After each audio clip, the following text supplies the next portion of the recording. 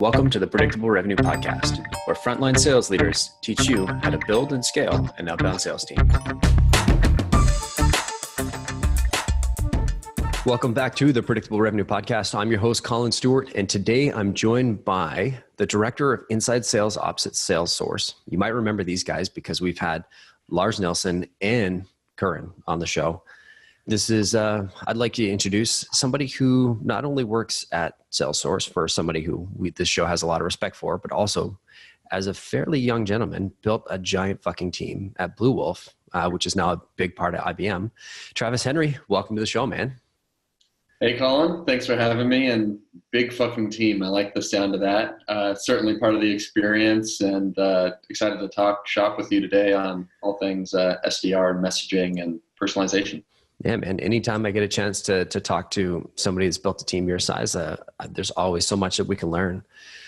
So before we jump in, I think there's one sort of piece that feels like it's been kind of itching at you. Like what's happened in the sales world that's really sort of getting under your foot? Yeah, it's a good question. So when I think about sales development today and some of the trends going on over the past few years, probably the biggest advantage that's come into the world of sales development, but also the biggest challenge that's come in, is what we think of as sales engagement platforms. So when you think about your outreaches or your sales lofts or these tools that really allow SDR teams to automate messaging at scale, it's done a lot of great things, right? It enables you to be consistent in your process, to control the messaging more, to really scale up a team more efficiently.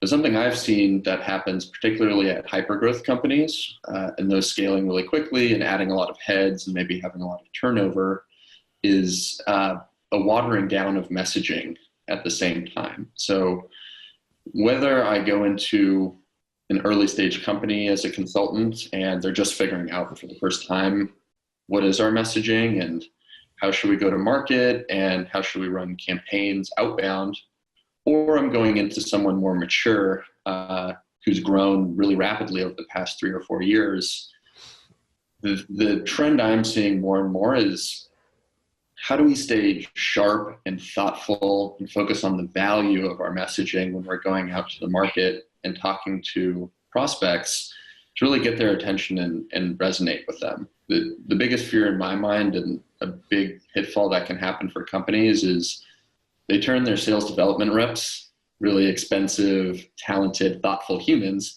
into mini Marketos or mini Eloquas, and they're basically blasting out to the market through a channel that we all know is getting only more and more crowded, and that channel's email.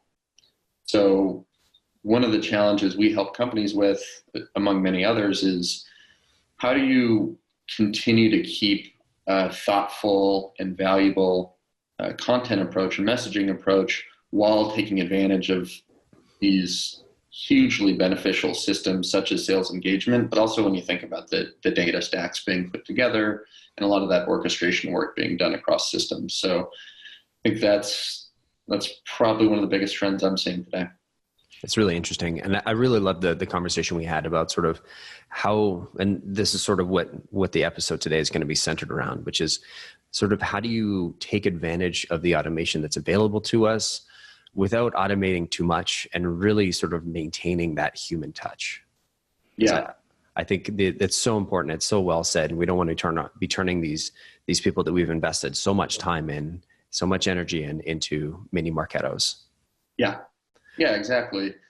And there's a few best practices here and a few steps through the process that I've learned either by, just figuring it out in my career, but particularly by going into companies and advising them and seeing what works and what doesn't. So what we've come together with at SalesSource is really more of a structured approach to creating that messaging, developing it, and then actually employing it in your systems of record. So one place I always start, when I go into a company for the first time, one of the first workshops that we hold typically, and this is thinking about an SDR team, but it's a buyer persona or ideal customer profile workshop.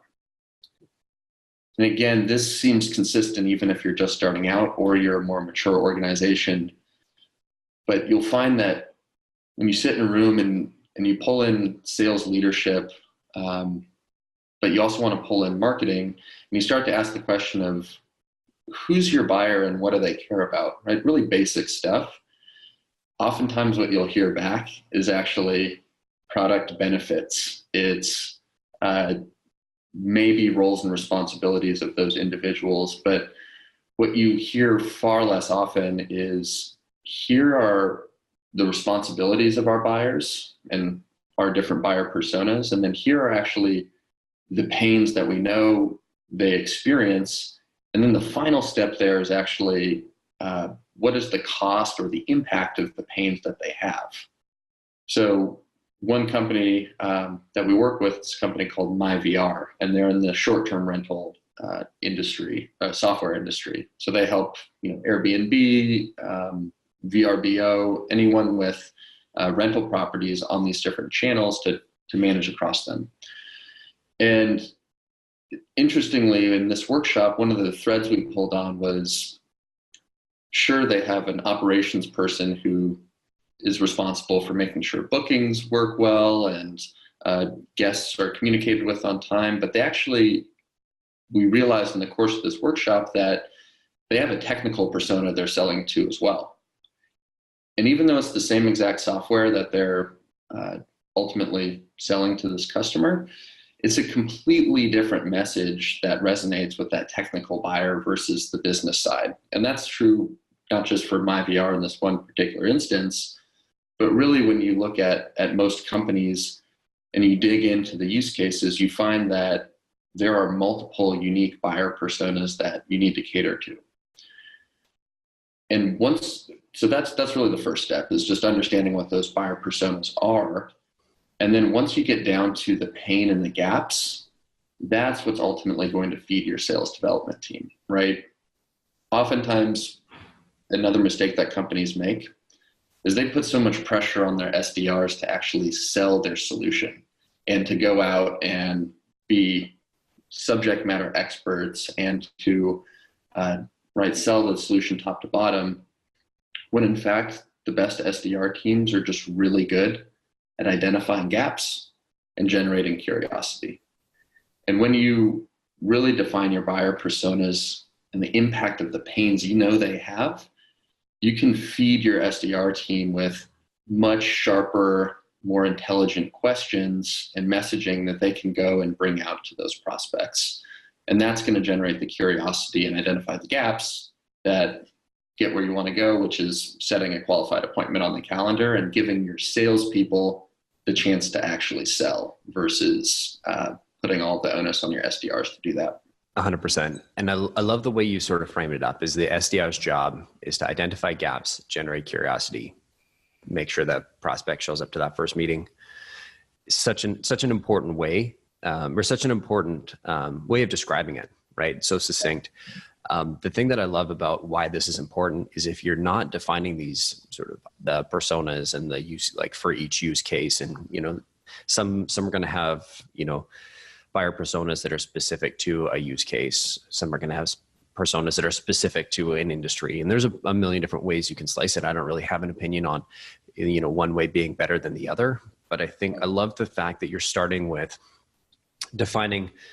Let's look at, as a company, at a strategic level, what is the right way to slice these things so that we can give our SDR teams the best chance at identifying these gaps. Because if you're not telling them, hey, here's what to look for, here's why, right? If you're not filling them in with all this message, with all this information, their messaging is going to be garbage.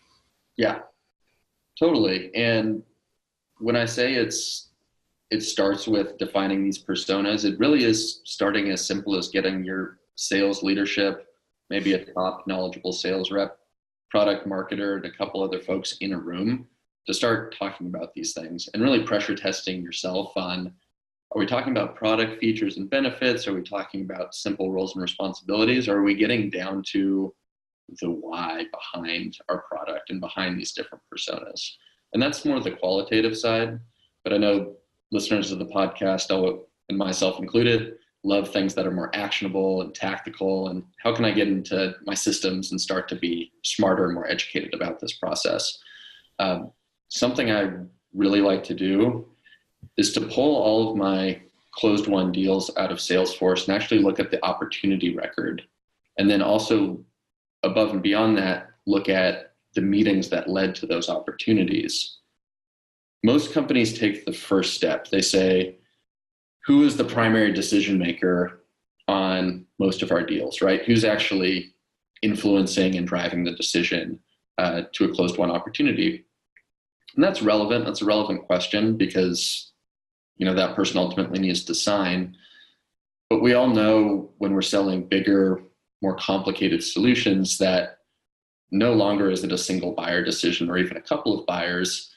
There's an entire buyer's journey that we need to understand. And oftentimes the most relevant person for your SDRs to go after up front in the buyer's journey, it's a different person than who's ultimately signing the check or the CFO or the decision maker. And what I like to do is actually pull the roles of who have we been successful at getting qualified appointments with and generating pipeline with, and who actually gets us into the conversation. So when you think about your MedPIC qualification framework, it's really starting with who's that champion as well as who is our economic buyer decision maker at the end of the day. And there you can get a little bit more quantitative around this exercise as well. That's great, man.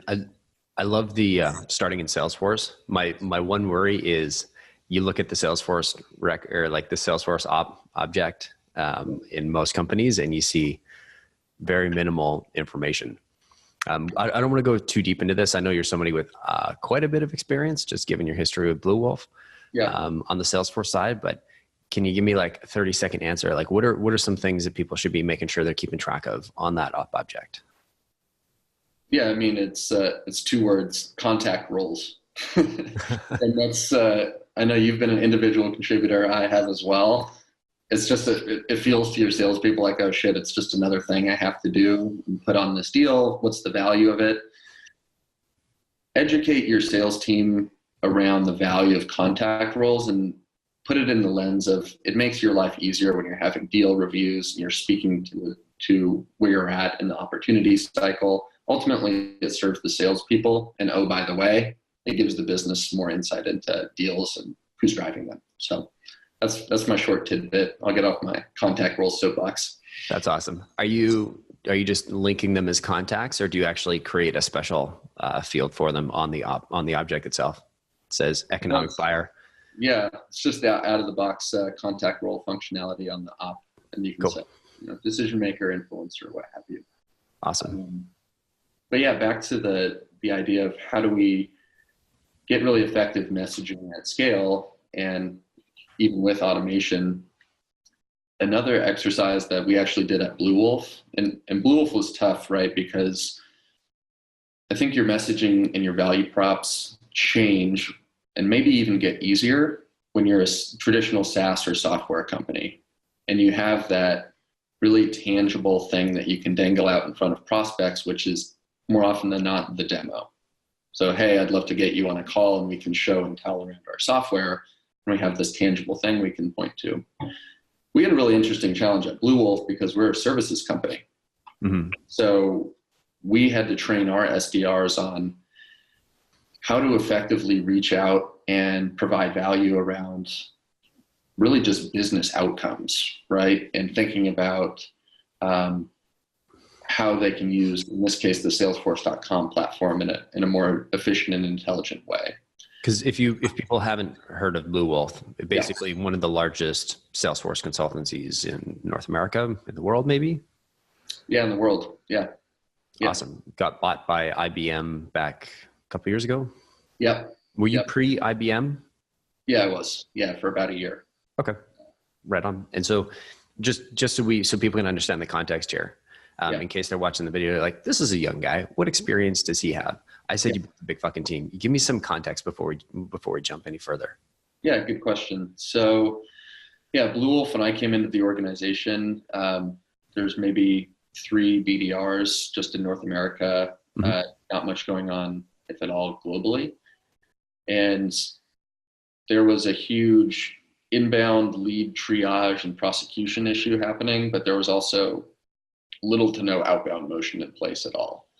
And my mandate was, number one, to fix the inbound problem and get more intelligent about lead prosecution and conversion and marketing ROI ultimately. And then what it grew into is building a team that can really do outbound effectively into our target addressable market.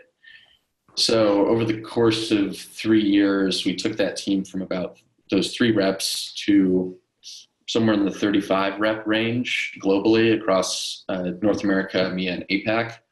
Kind of that typical, Series B, Series C expansion that companies do internationally.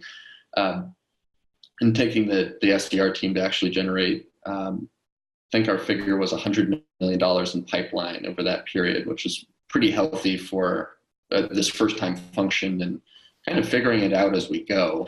I think that's the biggest benefit to working with a consultancy like SalesSource, is that you can try and iterate and fail a few times and eventually get there in maybe a 1 to 2 year period, or you can bring in folks who have bled before and made all the mistakes. And so that was the ride at Blue, which was a phenomenal experience. And lo and behold, most every company goes through the same growing pains and faces the same issues at different points. 100%. Yeah, we see it over and over again, and you can try a couple times on your own, and maybe you'll stab yourself a few times and then get it right, or maybe you'll stab yourself a couple times and then bleed out. And we see that a number of times. So yeah. Totally agree. All right, so bringing it back to the interview. So you were talking about the example at Blue Wolf and how, as a services company, you were trying to help their messaging stand out. Yeah, and one of the things we did that we deploy very frequently within our client base is broadening the SDR messaging conversation outside of your typical players. So a lot of companies say, all right, SDRs, here's our buyer personas, value prop, etc. Go create your own sequences and emails and see what works. Don't recommend that strategy. The next level up is they'll say, all right, SDR leader or sales leader, marketing leader, let's think of our messaging and start to craft these emails and value props and plays. That's good. What we did that was had a really interesting effect and some positive externalities was bringing in our actual subject matter experts. So at Blue Wolf, this was our SMEs within the delivery organization. So these people weren't salespeople by any stretch of the imagination. They were the ones who would get in front of C-levels at our customers and paint the vision of our product. And typically companies don't think to bring in their SMEs into a sales development prospecting conversation. Question. What's a SME? Subject matter expert. There you go. Yeah. Cool. And in our case, like I mentioned, it was consultants.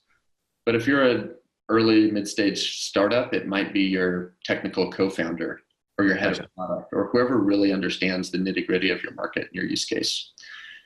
And what was interesting is we brought in, just as an example, we brought in our head of analytics to work with the SDR team and get in a room and start to talk about all of the use cases and the vision and the value of analytics and how that related to our customers and what are the gaps and pains they feel today.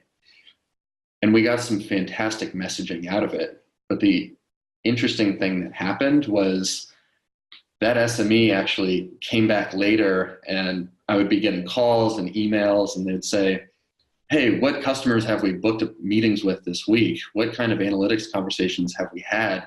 And you start to see this really cool thing happen where folks in your organization who weren't actually involved with sales really until later in the sales cycle or from a delivery capacity, they were getting interested in the top of the funnel, and they were getting excited about the sales development team that they might not even have known about before. And you start to see interest and excitement build around this function, which I think you and I both know, Collin, often goes taken for granted, or it's just not even acknowledged or understood within a lot of companies. It's the people with the tough job booking the appointments for our sales folks. But this was a really cool outcome where, others in the organization, product people, consultants, got excited about what the sales development team was doing, and we got fantastic messaging out of it. And it doesn't even have to be just between the sales development team. We see this huge gap between the product side and then the revenue side, right? The product marketing tends to be the gap. Product marketing, sales operations can sort of fill a similar role in the context that I'm thinking of it, right? And I find that, especially, you've got a Series A, Series B back company, obviously you stumbled onto a market opportunity somehow. I imagine you talked to customers. I imagine you did all the personas. I imagine you did a total addressable market survey. I imagine you've done all this. Yeah. But I think the thing that's missing in so many of these cases is exactly what you're talking about, is that connection between the product team and the revenue team, right? Yeah. And I've kind of talked about it before when we talk about sort of like early in the startup phase. It's not really customer development until they're closing the deal. Yeah. Right? So you've got to get the revenue team involved. And I won't go stand on my soapbox because I can get spun up on the subject. But I did want to add that if you're like, hey, if you're interested in going deeper on how do we go into buyer personas? How do we talk and discover some of those pains? I'm actually going to get our product manager. He does quite a bit more, but he's been doing, it's called Jobs to be Done theory training at our company. Mm-hmm. I'm actually going to get him on the podcast at a later date. I'm trying to do it next month, but he's pretty slammed. So we'll see. But he's been doing that for our team, and it's been helping phenomenally. I think I've talked about it more than enough times on the podcast, but there's a great video. If you haven't heard me talk about it, just go into YouTube, Google milkshake and Jobs to be Done. There's a pretty hilarious video that's worth looking at there. And then there's tons of good reading. If you're interested, just drop me an email and I'll shoot you some books. But anyway, let's come back to the sort of execution side of things, because I think you've done a great job of sort of setting up. We've got our personas laid out. We've got everybody in the room. We've got our subject matter experts. We're learning from them. We're sort of extracting what are the jobs to be done, what's the pain in not solving it, sort of what are the gaps that our SDR teams should be looking for. How do we take all that and sort of build that into sequences that don't just turn into like click, click, click, click, click waterfalls? Yeah. And I'll caveat what I'm about to say with the very real fact that you'll probably have a long tail of your market, even if it's within your target addressable market, that there may be just lower fit, lower value accounts that rightfully deserve more of that, let's call it automated approach from your sales development team. So there's a place for that, certainly, in a lot of companies' go-to-market approach. Yeah. But when we move up market a little bit and we go to our tier A or tier B accounts, and we don't just want to count our activities, as I like to say, we want to make our activities count. You want to build an environment for your SDR team where they're actually excited about personalizing emails. So just to get tactical, when you're building your sequences or your cadences and the templates within them, really you want to think about it in terms of the 80-20 rule. So think about personalize or automating 80% of your email copy or your sequences in terms of the actual content, and leave 20% where the onus is on the sales development rep to personalize the first 10% and the last 10%. Because typically you'll find that middle chunk of content, you can get pretty darn relevant in terms of buyer persona, in terms of industry, in terms of account or an account-based approach, which we'll talk about in a little bit. But it's really that first 10% that tells the recipient, the way I always phrase it is this coming from a human? And being someone who receives prospecting emails all the time and sees all of the different approaches from the market, like your gut, it's a very human thing. If this was sent in an automated fashion or if someone took some level of time to write you this. And if it's the latter, then that it changes the entire attention span of the recipient. Otherwise, in my opinion, the rest of your content, it can be phenomenal, it can be valuable, but it's going to get written off. And one of the favorite examples I like to share when I'm talking to sales development teams about how to get creative is when I was back in the day at Oracle as an SDR, reaching out to startups in Utah. I was hunting after this really high growth, high value account. It was a startup, and I was going after the CTO. And I didn't have any luck at first. I was doing my best to get him on the phone, no luck there. Lo and behold, technical buyers don't like to pick up the phone. My emails weren't really resonating. So I just pulled up Google and I searched the person's name.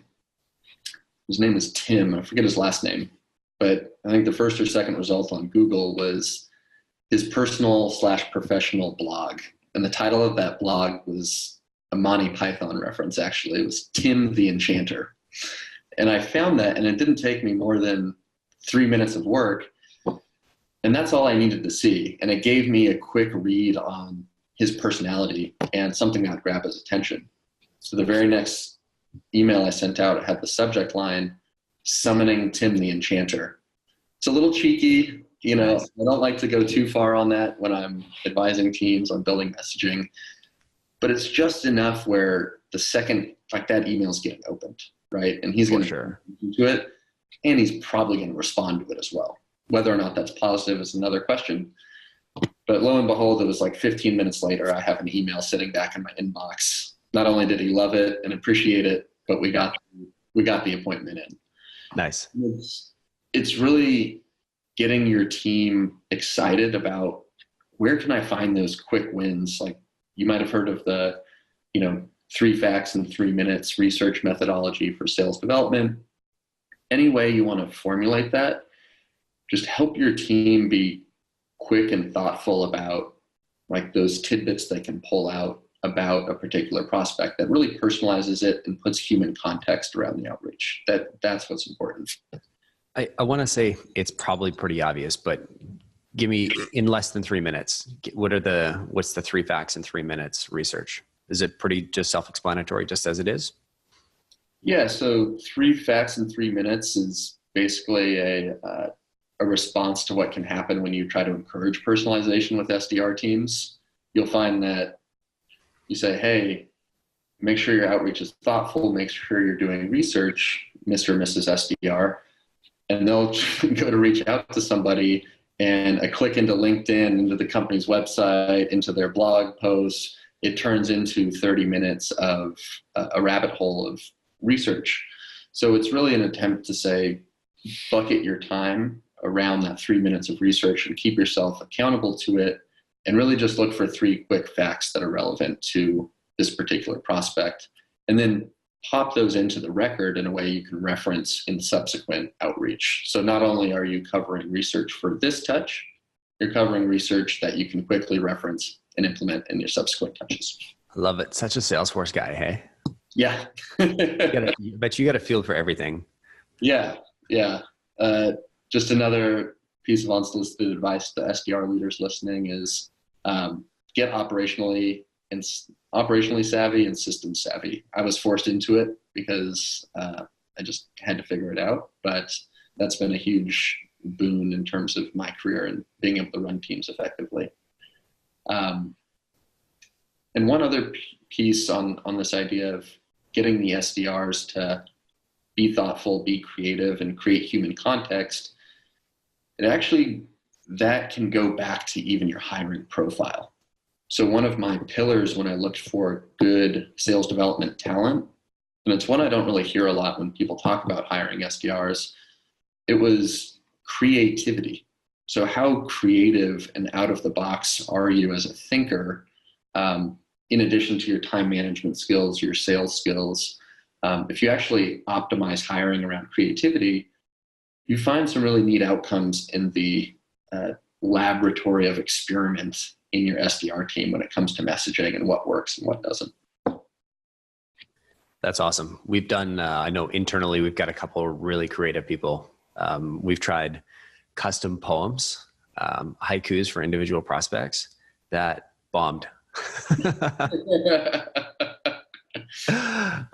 It's experimentation, not just doing what works. But we've got our most recent hire, our most recent SDR. She used, I don't know the right way to phrase this. She was trying to be an actor before. I think she might still have gigs on the side. So however you want to frame that up. And so she's got acting talent. And so I think we're going to leverage that into some pretty interesting video recordings for her prospects. But we haven't decided exactly how to craft those yet, but she can, and she can perform. We actually made her perform as part of our interview. And it was not the easiest interview. Let's just put it that way. She did a great job and we obviously hired her. Talk to me, speaking of sort of performance, this is my half-hearted attempt at a lead in. Talk to me about the Shakespeare Award. The Shakespeare Award. Yeah. So I talked earlier about how you can get creative with really bringing in horizontal functions in your company into your sales messaging. So going to your subject matter experts or product people and bringing them in. There's also this concept of vertical integration into that messaging and getting visibility and excitement built vertically in your company around what's working and what's not. And one of the ways that we did this at Blue Wolf was we actually had an award that we would give to the email that basically had the highest conversion rate. So be wary of the reply rate on emails, because if you say offensive things to people, I'm sure you're going to get a very high reply rate. Are those responses what you want? Likely not. But your highest converting email into qualified appointments or opportunities or whatever your outcome is, build some kind of creative award around that to encourage your team to try to outmaneuver each other and get competitive around creative messaging and creative plays and calls to action and value props that you might not have thought about before. And the team would get absolutely stoked about receiving the award. And we even had, I'm big on doing physical, visible things even within the office. So we changed out the trophy or the statue or whatever we used, but at one point we had, like a Mayan warrior with a javelin that was, 3 feet tall that you could put on top of no way, the top performer's desk, and the whole office could see it, right? All sorts of functions and leadership as well. Congratulations. You just lost a full square foot of desk space. Because you're awesome. Yeah, exactly. But that recognition is really big, especially when you think about, I'm a younger person for sure. When you think about the values and what's appreciated and what's motivating to this current generation and newer generation of SDRs, typically earlier on in their careers, the social connection, the recognition is almost just as, if not more important than the monetary compensation, at least in my experience. So things like the Shakespeare Award or any kind of visibility you can drive, not just within the team or within functions, but actually vertically in your company up to the executive level, that goes a long way. And there are a few things easier to implement or do. So what I would also do is, if we just had a killer response from a high value account, even if it didn't convert into a meeting, it just said, wow, you've done such a great job following up, or, oh my gosh, this is valuable, but 6 months is more appropriate. I would just forward that on to our CMO and our CEO, and they would eat it up. They would get super excited about what was happening, and they'd say, oh, that's so cool. And then they would forward back to me, people prospecting them, and we'd get ideas of what was working and what was not there as well. And then you get that really neat relationship between the C-suite and, again, the sales development team, which is driving air and life into the company in the form of pipeline. That's awesome.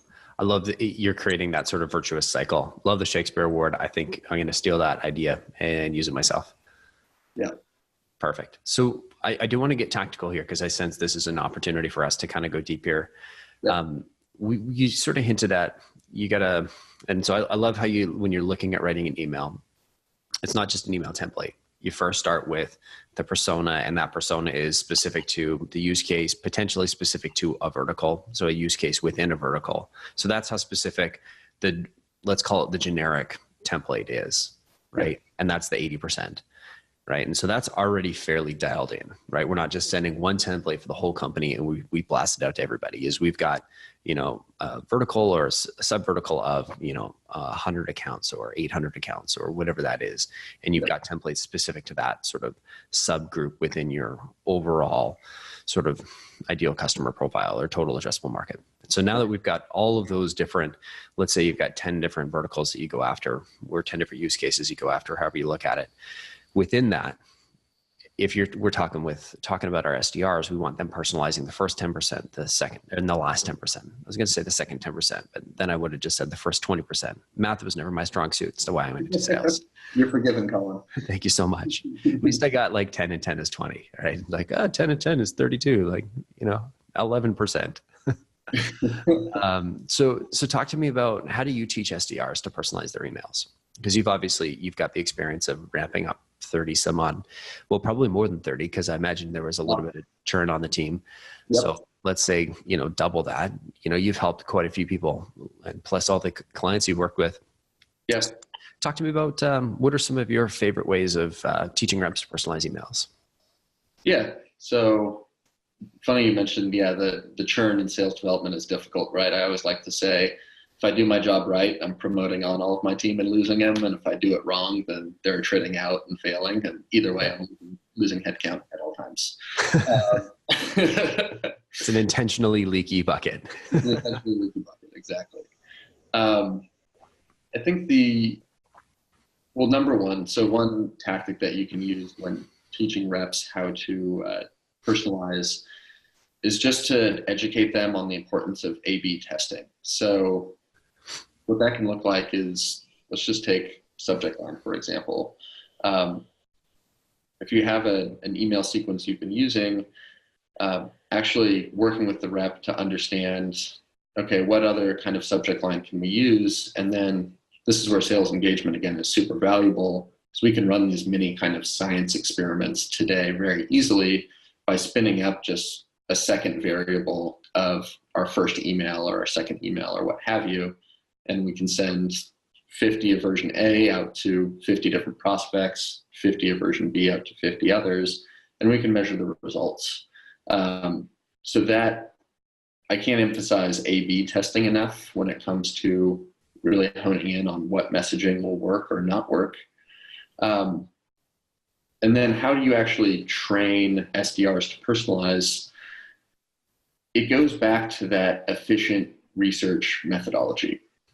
So there's a piece here around data and serving up data to your team more effectively, so they're not hunting and pecking and searching for contacts, which I can speak to in a bit.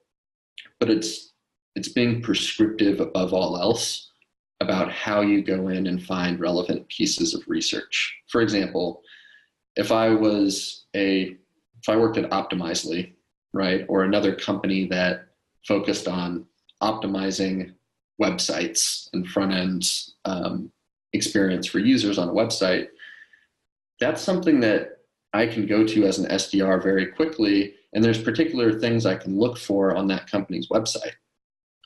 For example, if they don't have a website, well, now I know how to personalize my first line, because I'd say, wow, I just searched for you and I couldn't even find your publicly available website. Or I found it, and boy, we have a diagnostic tool that shows you're well below our benchmarks, what we're seeing in your industry. I'd love to set up a follow-on to talk about how other findings that we've had and how you can improve. So there's a myriad of ways to go about that that's really particular to a business. Another one is in that vacation rental business I mentioned, right? If there's bad reviews about your company and your rental experience from guests, I can find that super quickly as an SDR, particularly if I know keywords to search for and systems to use. And now I'm flipping the conversation in that first 10% in my email from, hey, I saw you went to Michigan, go blue, to, let me tell you something that you may or may not know about your business. And again, spark that curiosity and validate the gap that you may have in your business that, oh, by the way, we might have some thoughts on and best practices to share about. So I think above all else, it's making them efficient about finding what's meaningful to your business and then pulling that in quickly into the outreach. Or you can just find weird personal blogs like I did with Tim the Enchanter and use that as well. Or you could just try summoning Tim the Enchanter on every subject line. Because I don't know, like there's got to be, I'm guessing, I don't know the actual numbers, there's got to be at least a few million World of Warcraft players. Yeah. Right? It was like in our generation, I think it was one of the most popular games in the world. So, that's got to hit on at least like 6 other people. That's going to work beautifully. Yeah. And this isn't at all my idea, but from I was just at the Topo Summit, which is a sales and marketing conference in San Francisco, and Kevin Dorsey from Patient Pop, who leads the SDR team there, was talking about messaging. And something that I learned for the first time was thinking about the cultural language of your target audience, right? So I think his example was like dentists. And if you go online and search dental humor, there's this whole subgenre of language and inside jokes and references that you can actually make and pull into some of your outreach and make it that much more interesting. So I really love that. So shout out to Kevin Dorsey on that one. Nice. I can't remember the episode number, but we had Kevin on super early back when he was at Snack Nation, and he talked coaching and all that, and like basically how to onboard and coach on an ongoing basis. It was a great episode. I feel like I learned a ton. It helped me sort of raise my coaching game. Awesome. I love this. We've done a lot of the jobs to be done sort of research, and we've done like a little bit of, we've had John Selig on the show, and he's a comedian, and he talked about how to like make your emails a little bit funnier. But I never thought, hey, if you're going after dentists, let's look up dental humor. I know a couple of dentists. I love them, but they're weird people. And every profession, whether it's a CFA or a salespeople or a salesperson, right? Like we all have our own weird quirks that we identify with, and that's a really great way to sort of bring that level of personalization. It's one of those ones that really scales across sort of industry, but it does. Like I think your initial point was really key, which is there are no top 10 ways to personalize an email, because I think what you're saying is the best form of personalization is going to be specific to that company that you're prospecting for. Yeah, absolutely. Because I mean, the humor is good and the human context is key, like we talked about earlier, but at some point you also need to drive business value. You can't get around that because this is a B2B outreach. These are people with full schedules, with a million priorities, right? So you actually need to offer value and speak to pain and problems that they might be experiencing. So yeah, absolutely. It varies business to business. Very cool. Okay. So we've got that's probably the most important piece. And we're not going to talk about that anymore because, it's hard we could go through 1,000 examples and still only cover, a small percentage of every use case of everybody that's listening. So what's some other ways you teach reps to personalize their emails? Yeah, I think, so in terms of personalizing emails,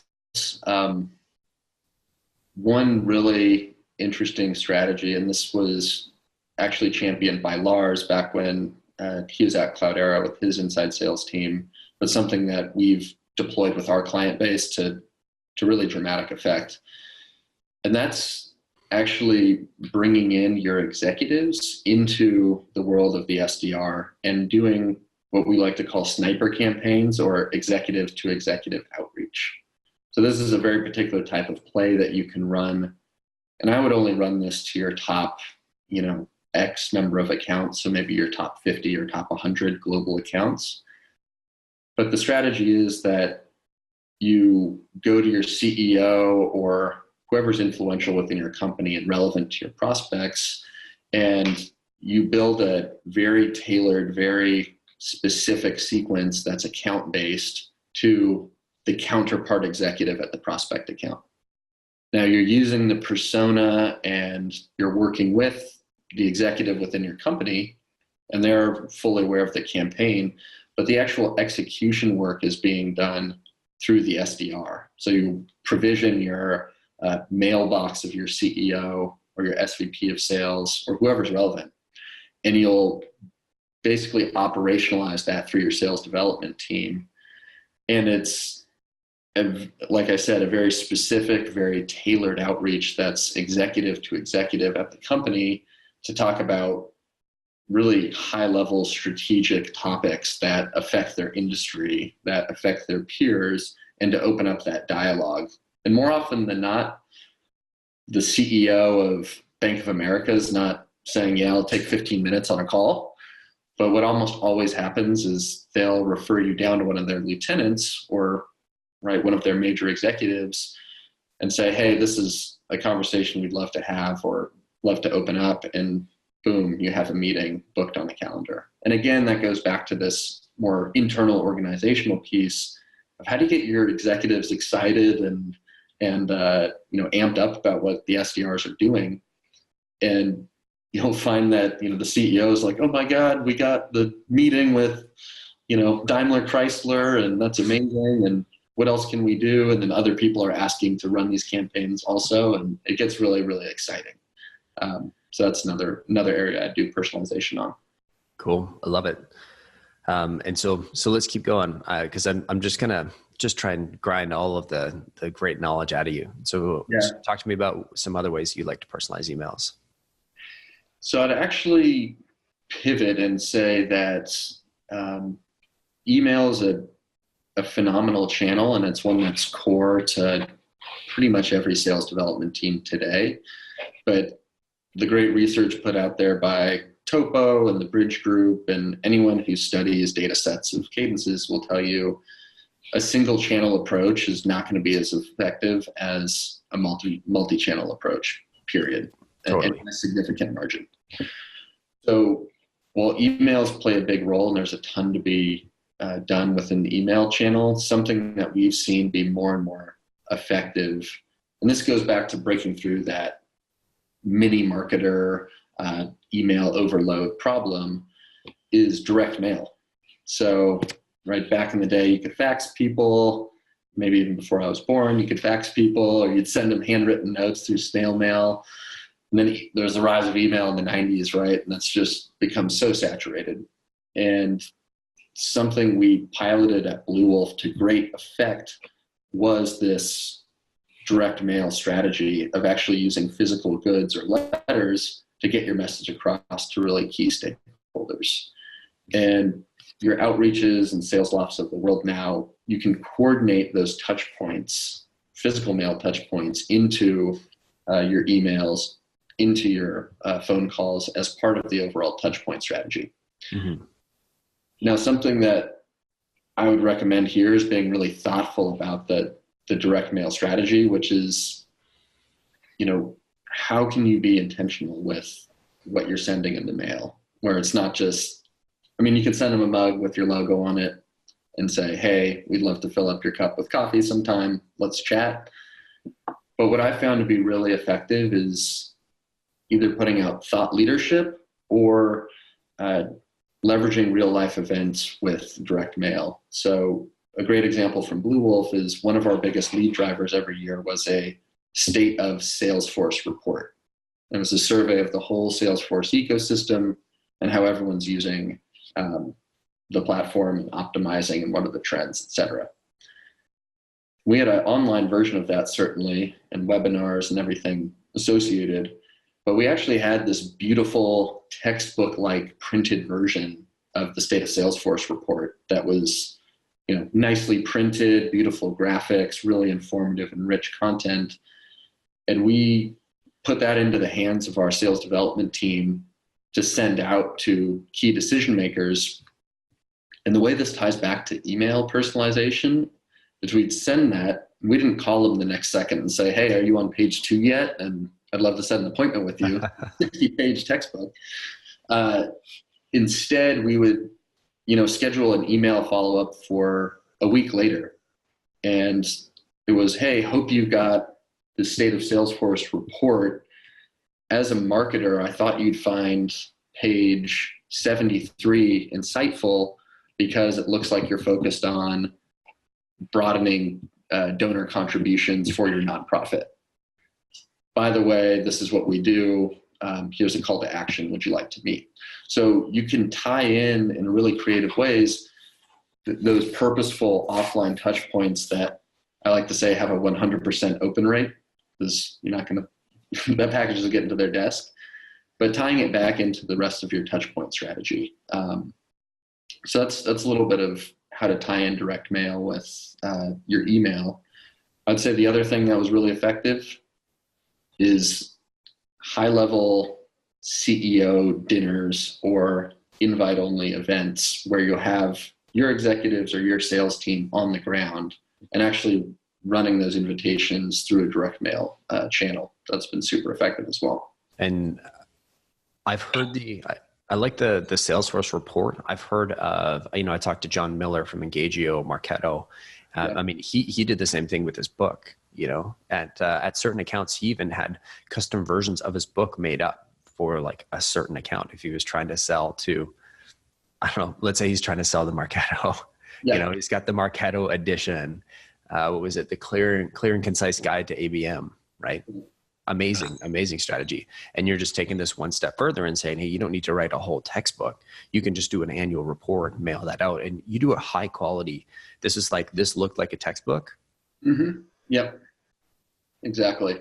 And then again, I think the key point is how you don't just throw those things out and expect some kind of return directly from them, but you use it as a launching point and a way to create your own compelling event for your SDR team that's actually meaningful to your prospects.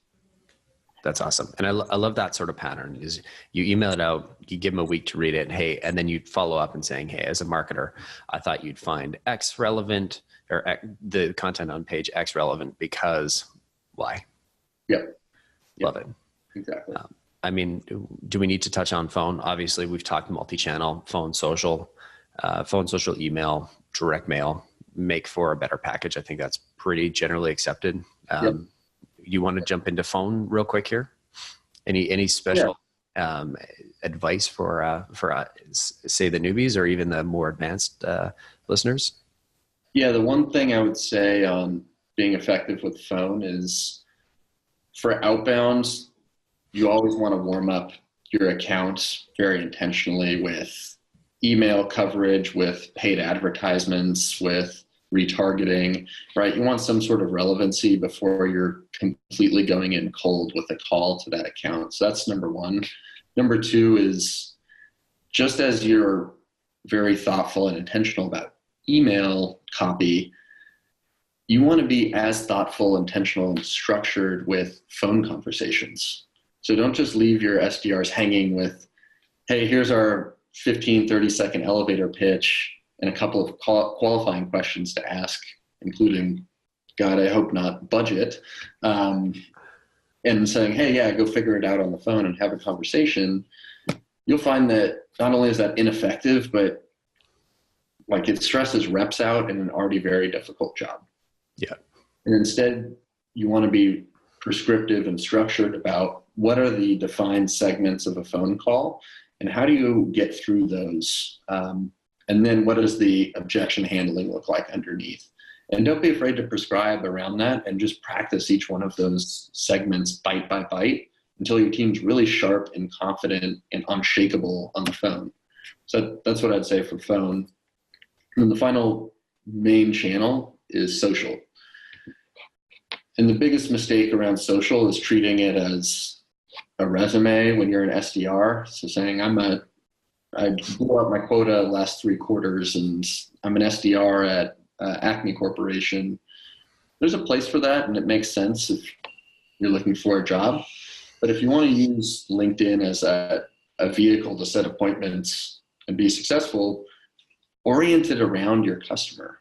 So put in your subject line or your headline how you solve problems or what are the gaps and problems that you do solve, and just make it really relevant for your prospects. And then finally, marketing teams, more often than not, they fail to capitalize on that social feed as a channel. So if your SDR team is doing their jobs right, they're reaching out with relevant messages to prospects on LinkedIn and trying to connect with them oftentimes if it's appropriate. Once they're successful at that, everything that goes into their social feed, oh, by the way, it gets transferred and it's passive prospecting to everyone they've ever connected with. So we've had a ton of success with the marketing team actually running scheduled deployments with pre-made snippets of what they can post on social and keeping that consistent and not putting the onus on the SDR to do too much. So marketing is putting that out on behalf of the SDR through their LinkedIn. Awesome. Exactly.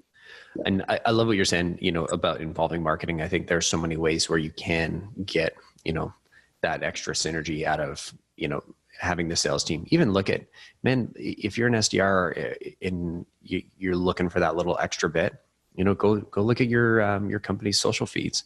Go look at the people that are interacting. Yeah. Right. You want to talk about, a strong trigger. If they're following your brand, if they're interacting with your brand, if they're already talking about you and they're not yet a customer, man, that's not low hanging fruit. That's fruit that's like on the floor, rolling around at your feet and you're just walking around in it. Yeah, so, exactly. Cool, man. I think I want to transition to data because we sort of alluded to it earlier. It can be, it can be make or break. If you just say, okay, I'm going to buy a list, I'm going to do all this research and you bought, air quotes here, crappy list, then, none of this is going to go anywhere. I'm a firm believer that there are no crappy lists. There are some very shady providers for sure. There are good ways and bad ways of handling data. And there are, I've heard great things and terrible things about every major data provider out there. And I think a lot of it comes down to how you use it and when you use it and why you use it. So I want to hear about, talk to me about how you sort of, fill in the data infrastructure around an SDR team. Yeah, it's a great question. And it kind of sits behind everything we've talked about because if you don't have people to reach out to, you don't have information about those people, it's really tough to be relevant in terms of your campaigns and your plays that you're running outbound.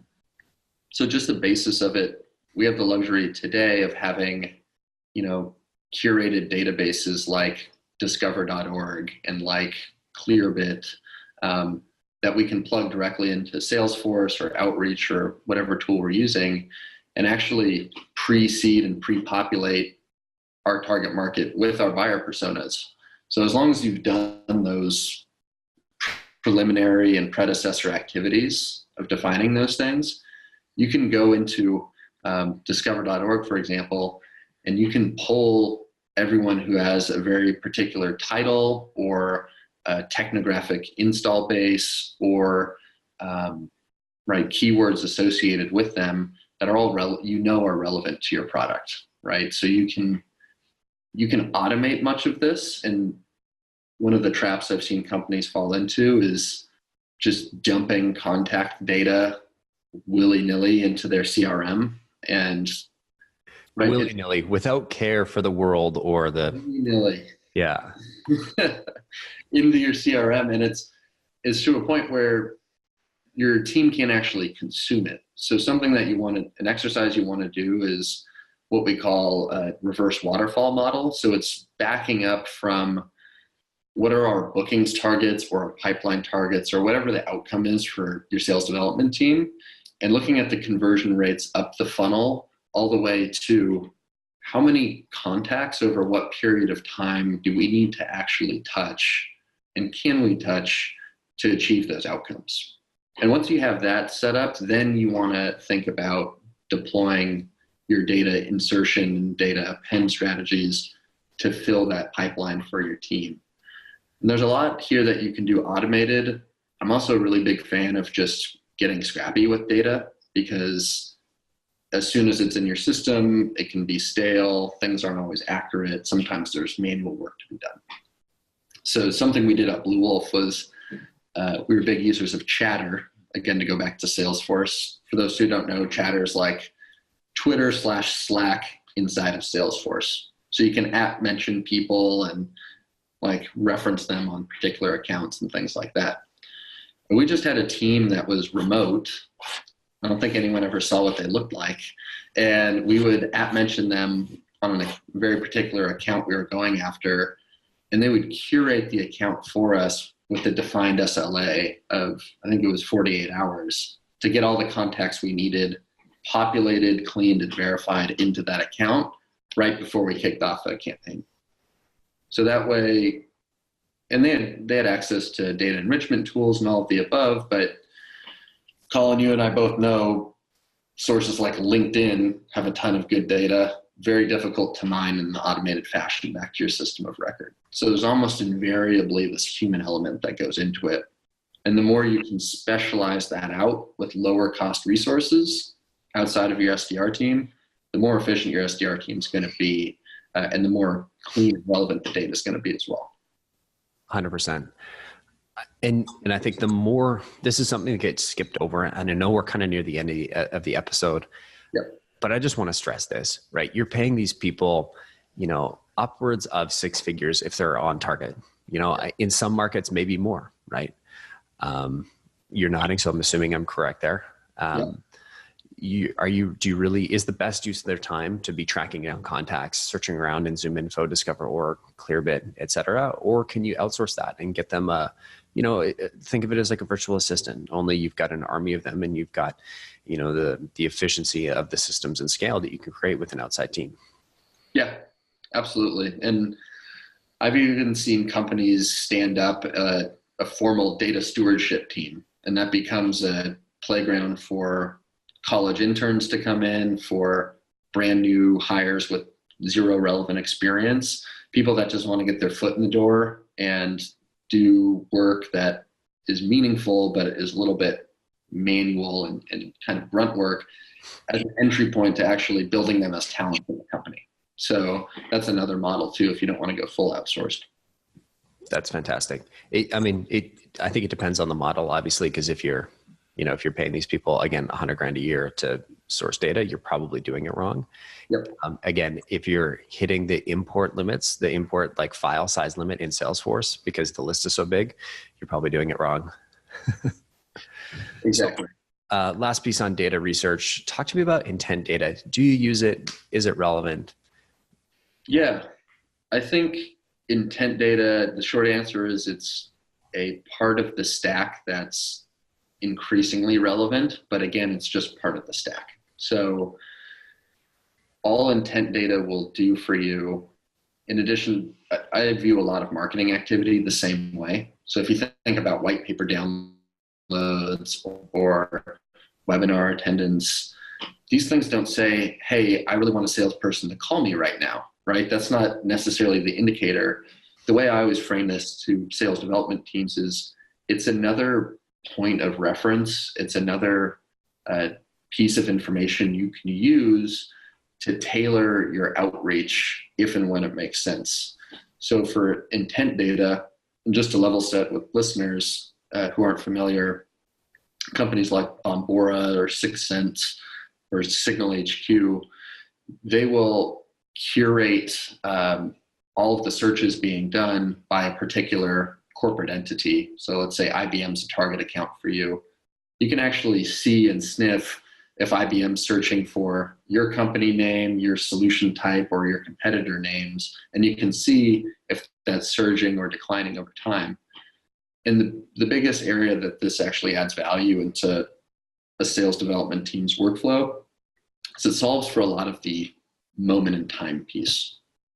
Because great if you have a strong use case and you know the company is a great fit, but they literally just yesterday renewed with your competitor and they have a locked in year contract and there's no interest or activity around looking for a new solution like yours. It's probably not going to be the best use of your time, or at least you shouldn't prioritize that account. Whereas if you know this company is in the market and they're looking for things, then that can factor into your overall account prioritization score, along with, I know a lot of the things Kern talked about on a previous episode of, what's their firmographic data, what's their technographic data, what else do we know about them? And then this intent data piece fits in as one part of that mosaic to prioritize your team's time. For sure. And I've even, we had Jack from Everstring on, and he talked about how they actually use some of that intent data from Bombora to actually personalize their emails. Yeah. And so they'll actually, and maybe not, personalize is maybe not the right word, but just take that one. It's sort of like automated personalization. If they're interested in this signal, then we're going to change up this one variable. And so they've got these custom variables matched. And I think in some cases they actually even had some triggers where if it scored high enough, okay, it's fully personalized. But it's just, it's another layer to the stack is what you're saying. Yep, exactly. That's great, man. Travis, we're coming to the close. I want to finish strong with the lightning round, and then we're going to make sure we get you that cold call segment, get you an opportunity to promote the brand. But before we do, in 2 minutes or less, I got 3 questions for you. Are you ready? Yeah, I think so. Okay. Only one breath of air is allowed. Can you hold your breath for 2 minutes? Definitely can't, but I'll pass out on camera. Okay. Sounds great. All right. How do you get people to reply to your emails? You have to offer value and create relevancy. How do you handle the brush off on a cold call? That you got to do one of my favorites. It's called the negative reverse. It's an old Sandler sales technique. And basically what it is you assume the worst case scenario that can't be true in terms of, oh, well, I'm sure that your company is running 100% efficiently as you want it to. No one can answer yes to that truthfully. So it gets them engaged. Gotcha. And finally, what do you need to do when you're trying to push for the end of the quarter? When you're trying to push for the end of the quarter, So I think for sales development teams, that's the time where you get the executive team involved and you really pump up the energy and you get excitement around everything that's happening. And it goes from a weekly or a monthly cadence into a daily cadence of targets and rewards and recognition. And again, you bring in leadership and you get behind the SDR team. Fantastic. I love it. Let's move on cold call segment because I know you got a hard stop and I want to make sure we honor that. So Yep. Time to pitch SalesSource. I'm going to be a CRO at a fast growing tech company based within, I think as Lars said, within 2 blocks of your office.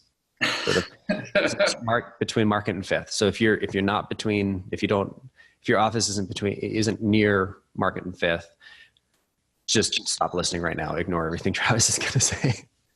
Please don't. That's just Lars's preference. We service the Bay Area and even beyond. But let's go for it, Collin. Sure you do. All right. Ring, ring. Hey, this is Collin. Hey, Collin. This is Travis with SalesSource. Do you mind if I take 22 seconds to let you know I'm calling? 22 seconds. I'll give you 13 because I'm just about to head into a meeting. Perfect. So, Collin, reason for my call today is that I saw that your company just received a Series B funding. Typically, when I talk to revenue leaders like yourself, you're starting to think about how do I scale a revenue engine efficiently? And we actually advise sales leaders at companies like Procore and Uber Freight to do exactly that. So I was just hoping to ask you a couple of questions and see if it made sense to do a follow-on. Man, I'm trying to find ways to shut you down here, but I'm just drawing blanks here. This sounds awesome. Travis, I want to thank you so much for coming on the show. This has been unreal. If people want to get in touch with you, we'll throw a link to your LinkedIn there. If they're interested in SalesSource or what you were talking about, what's the best way they can get in touch with you? SalesSource.com. So that's just the word sales and then source.com. Beautiful. Yep. Travis, thank you so much. Perfect. Thanks, Collin.